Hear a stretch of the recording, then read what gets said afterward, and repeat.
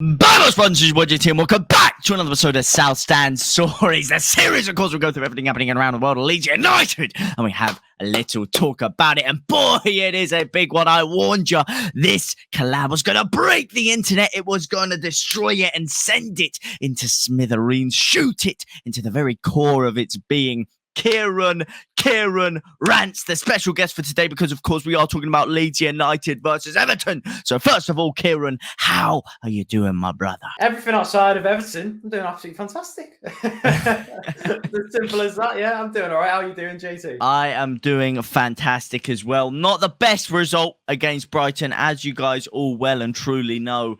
But we move forward to Tuesday. I'm seeing a lot of optimism, a lot of happy faces out there. A lot of people telling me, James, what is your early prediction for the Everton game? Well, I thought it's no point me just telling my own. I might as well get an expert from the other side of the pond to help fill me in a little bit and educate me. But just before we do get into all of the nitty gritty, we are trying to hit 4K before the end of the month. We are moonwalking our way up. So get up, support me, support you, and subscribe, and click that notification bell so you don't miss out on any future content. Kieran, walk with me, talk with me. What are we expecting you guys to turn up like? You know what? We're expecting a 3-4-3 straight off the bat. I'll tell you the formation. We've changed our formation from last time, obviously, when we won 3-0 against you. We're playing now Connor Cody, Tarkowski, and Holgate. And Iwobi is actually a really good centre midfielder, we found out over the summer. So Iwobi and Onana are in the middle. And we've now got Maupay up top. So it's a very changed team from when you might have last seen Everton because, you know, we've got the likes of Connor Cody, Onana, Iwobi, Maupay all playing as our, down the spine now. So it's very changed from last season. I'm sorry, but did you just say Iwobi, good central midfielder? Mate, Iwobi's been our best player of the season. Mate, you're all going to laugh, but I tell you now, you wait till those 90 minutes at Ellen Road and he will be the best player on that pitch yet again. Mate, he is going to get ran through by Tyler Adams like a laxative on a hot summer's day, my son. No chance. He's going to have that American on thin ice. Okay, I'll tell you that much now. He is going to be slipping and sliding everywhere, that Tyler Adams, because Iwobi's done quite well. And that's the only player I can't badmouth in this team. Maybe Onana as well. Great. What I will say about Onana, you might not know him already because he's a new signing from Lille. He's a great dribbler of the ball. He can take on 2-3 men. So those are the two danger men. And that is actually quite surprising. I'm saying that now. Iwobi and Onana, two midfielders you really are the danger men. Yeah, danger for Everton fans. I'll put it that way. Who have you got? Neil Maupay? Didn't even want him, mate. Didn't even want him. On all seriousness, though, we were linked with him for a while. There were a few fans actually did want him because we do need a striker. If I am honest, as we saw against Brighton, we need a striker. We need a left back. We haven't addressed those two situations without seeing your daddy tier subscription Firpo in there. And without Bamford for backup, we do look weak in those areas. But you guys went and resurrected them, bought yourselves Neil Maupay. What are you expecting from him? Is he going to change the game for you? No, I don't think so. And look, I'm quite pessimistic on this Maupay stuff because, yes, he can score goals. He'll probably score 5-10 goals. But how many goals will he actually contribute in the big games? You know what I mean? The games where we need the points. That's what I'm looking at.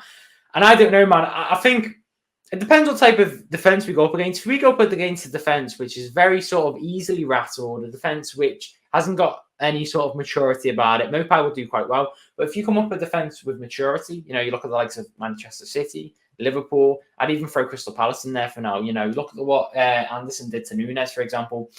If you've got a defence that's very mature and knows how to deal with a striker, Neil Maupay won't have a chance.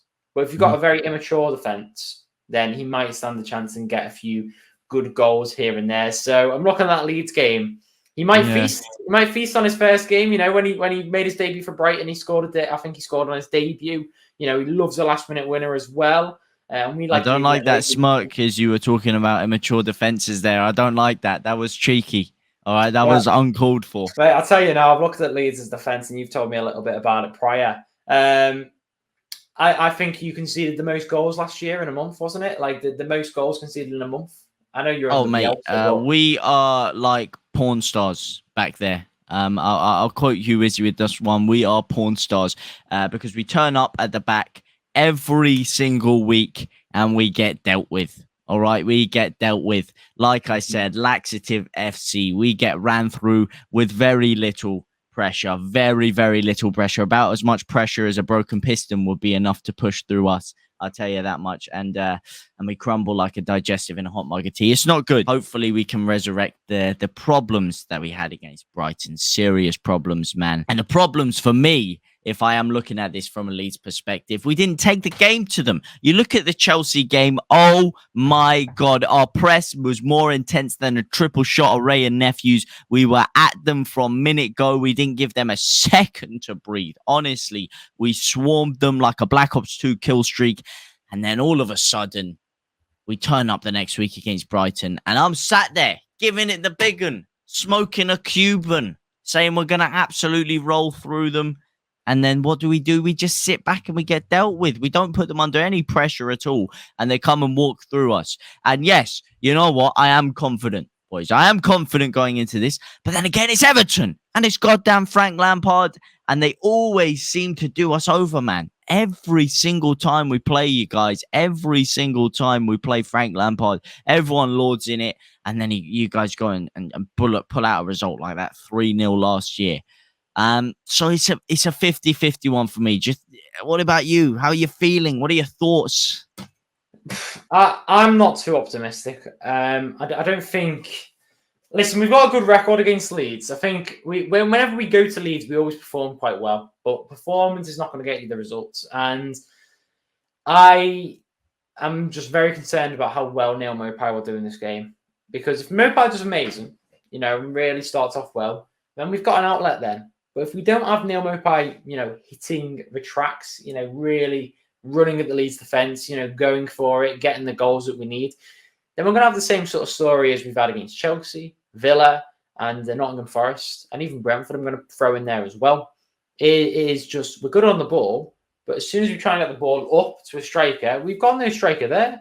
So it really is down to Neil Maupay. It really, truly is down to whether Neil Maupay will score the goals or will not score the goals. And that's what it's going to come down to.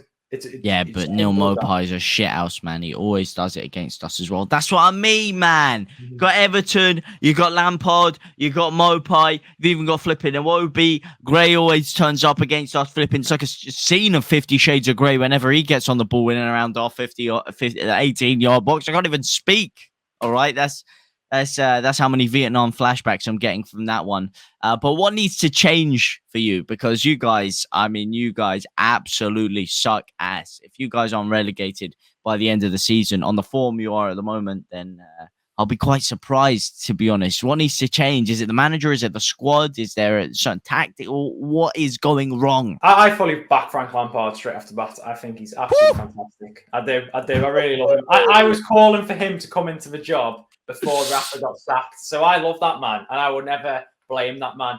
What I do think needs to change is either one or two things. Firstly, we needed a striker, and if the striker situation, so we needed an outlet for the past 4 games, and if Maupay comes in, hits the ground running, and he is that outlet, then we've solved all of our problems. However, if Maupay comes in, hits the ground running, and we still have problems, then we've got to look at the formation. And I think the formation, 5 at the back is very passive. Okay, we need to play a 4-3-3 potentially because we may just need that extra midfielder.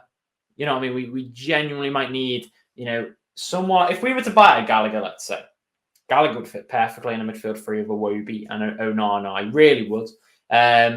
But my problem is this: we don't really have a proper centre mid to go next to Iwobi and Onana at the moment to not play. So we can't really play a 4-3-3. You don't have a Tyler Adams. You're basically. Yeah, what we don't have actually is Tyler Adams a more defensive midfielder, or is he a more attacking midfielder? Defensive midfielder. We've got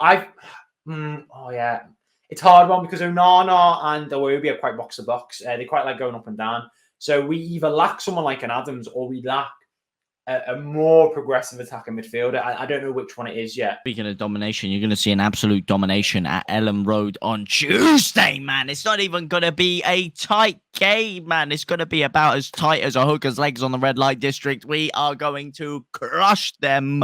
So what we do need to get into is our 1s to 11. The 1 to 11 that is going to absolutely wipe Everton to the cleaners. So first of all, I am going to start off with Leeds. We're going to be talking the main man, Meslier, the Iceman, the best goalkeeper in the league, the French number one, should be the French number one, going to the World Cup. If he doesn't, then I don't know what's going on. I think they've got fog in their eyes, to be honest. Centre halves, you're looking at Koch, you're looking at Llorente. Llorente, a little bit suspect, falls asleep at times, but hopefully, give him a couple of shots of caffeine. Maybe he'll manage to maintain concentration. You've got you got Strike at left back. And you've got Rasmus again at right back.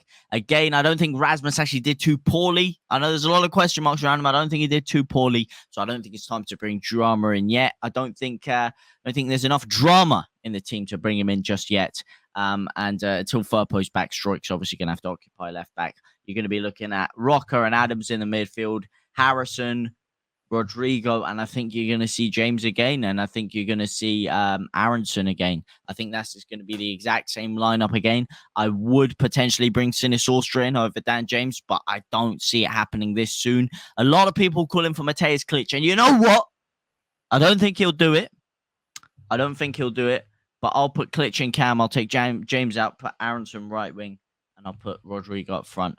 What about you, brother? Okay, so we are going to go 3-4-3, the exact same team as we fielded against Brentford, with one change. So you got Pickford in goal. You got the free back of Holgate, Cody, and Tarkowski. Tarkowski being on the left side of that defence. Then have Patterson and Michaelenko as the wing backs. Onana and Iwobi in a midfield pivot with Gordon, Gray, and Maupay up top. I can't see any changes to that team. I really can't. Tom Davis could be in that midfield, but I doubt it. Alan, doubt it. Rondon, doubt he'll be up top.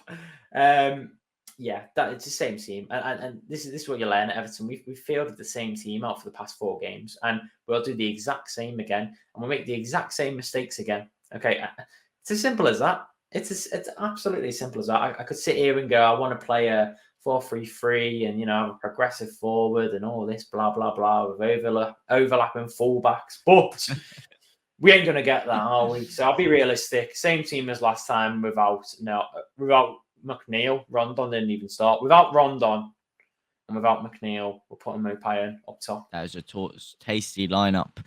However, there's going to be nothing tastier than Everton tears after that game. And hopefully, we don't bottle it. And I'm going for a 4-0 Leeds United win. That is right, boys. I'm telling you, we're crushing them. We're smacking them. We're keeping a clean sheet. We've only kept one in the past 20 years, but we're going to keep another one because Everton, oh my God, mate, couldn't finish in a brothel. If you think they're scoring against Leeds, think again, my brothers. But Leeds going to ransack them 4-0. Rodrigo Moreno hat-trick.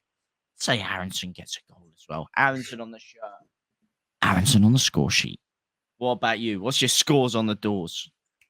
I can't believe you said that with chest. With chest. Oh God. 1-1. I'll be nice. I don't think we're gonna win. I don't think it's right. It all boils down to Neil Maupay. I don't know whether Neil Maupay is going to do well or not. So if he does well, we'll win. If he doesn't, we won't win. Well, simple as that. It's like a maths equation. 1 + 1 = that's as simple as it is. Oh, man. Anyway, you heard it here first. You're going to have to wait till Tuesday. We will be live for that on Tuesday. If anyone does want to get Everton's fans' perspective on that on Tuesday or in general, then make sure you check out Kieran Rants, okay? The best Everton Don in the scene. He's killing TikTok. He's killing YouTube. It is going to be in the link in the description. It's going to be in the title as well as that. So make sure you go and check him out. He's smashing out the content, elite content from him. So if you're an Everton fan or even just a fan of football in general, the guy's getting fan debates on now. It's getting heated in there. Let me tell you something, man. It is getting heated. So you're going to want to go and check him out, boys. But thank you so much for coming on, man. It's been a pleasure to speak to you. Yeah, absolutely. Thank you for thank you for inviting me on. And obviously, we did a preview on my channel as well. So it's been a good few. We had a good chat, haven't we? We had a good chat, and hopefully, for my sake, you're tearing up on Tuesday at 10 o'clock, let's say. I think it's 10 o'clock, isn't it? So, yeah. Yeah, I'll be tearing up and using it as lube, my man. That's what I'll be doing. No. Anyway, boys, thank you very much for watching. It's been a pleasure. And I will see you very, very soon. Au revoir, my brothers.